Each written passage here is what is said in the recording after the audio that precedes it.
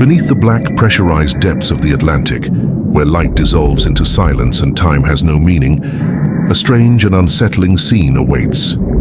Here, among the twisted metal and scattered artifacts of a ship long forgotten, lie figures that are both alive and not. Dogs frozen in stone, guardians of a curse whispered in hushed tones for over a century. The RMS Titanic holds more than lost treasures and human tragedy. It holds a mystery that blurs the line between myth and reality. The story of the cursed dogs, April 1912. The RMS Titanic was the crown jewel of the sea, an immense vessel of luxury, ambition, and human ingenuity. Among the passengers were not only wealthy families, aristocrats, and travelers, but also loyal companions. Dogs carried in crates, leashed in cabins, or quietly accompanying their owners on promenades. Yet, legends speak of a small group of these animals that were never ordinary.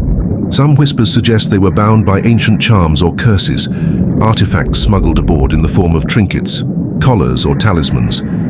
On that fateful night, these dogs, perhaps aware of the looming disaster, vanished into the bowels of the ship, leaving no trace until now.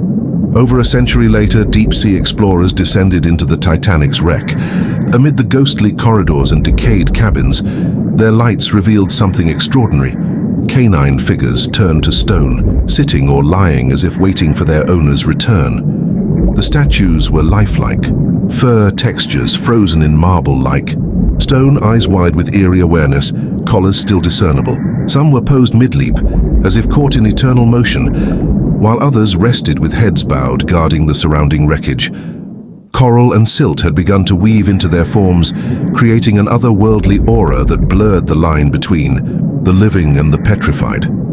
Explorers reported a chilling sensation in the presence of these statues, a strange weight of observation, as if unseen eyes were watching every movement, every flicker of the flashlight beam. The cursed dogs of the Titanic are more than preserved artifacts. They are enigmas. Stories suggest that the animals who became statues were touched by mysterious forces, perhaps the ocean itself, or perhaps a human spell cast in desperation. Passengers' journals, fragments of letters, and oral accounts hint at odd occurrences.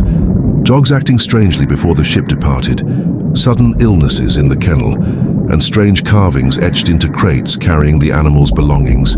On that night, while the iceberg tore the ship apart, some believe that the curse manifested, transforming loyal companions into stone guardians, frozen eternally in their final moments of awareness. Deep-sea cameras and robotic arms revealed astonishing details. Stone paws pressed against metal railings, etched collars with initials barely legible, and snarling expressions immortalized in rock-like formations. The figures ranged from tiny lapdogs to large mastiffs, all eerily lifelike, as if sculpted by a hand skilled in capturing the soul. Among them were crates with remains of leashes, toys, and small dog bowls, now fused with silt and coral. The room, a once ordinary kennel or cargo hold, had transformed into a stone gallery of guardians, eerie and silent, each figure a sentinel over a lost world. The cursed dogs are not merely frightening, they are poignant. Each figure represents loyalty, devotion, and a life interrupted.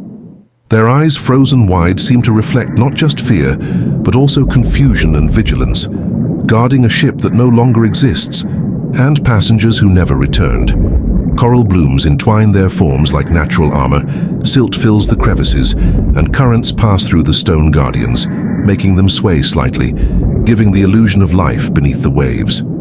Here, the living and the petrified exist together, suspended in a haunting limbo. The Titanic's cursed dogs remind us that tragedy touches not only humans, but all who share their lives. The pets, innocent companions, became permanent witnesses of catastrophe. Perhaps their transformation into stone is metaphorical, a symbol of time's unforgiving hold. Or perhaps, as legends insist, some mysterious force protected the memory of the faithful, turning them into eternal guardians. Historians and oceanographers alike are captivated and puzzled. The figures defy natural explanation, a canine frozen in motion for over a century, yet strangely lifelike. a reminder that the line between myth and reality can blur in the depths of the Atlantic. Explorers note a strange pattern. Many statues are positioned near corridors, passageways, and doors, almost as if guiding or warning unseen travelers. Some appear to be facing objects of value, others in postures of vigilance. Whether this is the result of human superstition, oceanic pressure, or some unexplained phenomenon, the effect is undeniable. A haunted presence permeates the wreck. The cursed dog's stone forms evoke awe and fear. Their permanence contrasts with the impermanence of human lives, creating a chilling yet compelling tableau that challenges our understanding of history, nature, and the supernatural. Today, the cursed dogs of the Titanic sit silently beneath the waves, guardians of a ship that is no longer whole. Their stone forms speak of loyalty frozen in time, of magic or fate intertwined with human tragedy. They are more than curiosities. They are eternal witnesses to the last night of the Titanic, observers of lives lost and treasures swallowed by the sea. Beneath the crushing depths of the Atlantic, in the cold and eternal night, these cursed dogs endure. Here, amidst rusted metal and coral, loyalty is immortalized, mystery thrives, and the whispers of a long-lost world are carried forever by the currents. The Titanic's cursed dogs remind us that sometimes, even the smallest lives leave the most haunting legacies, watching, guarding, and waiting for a world that will never return.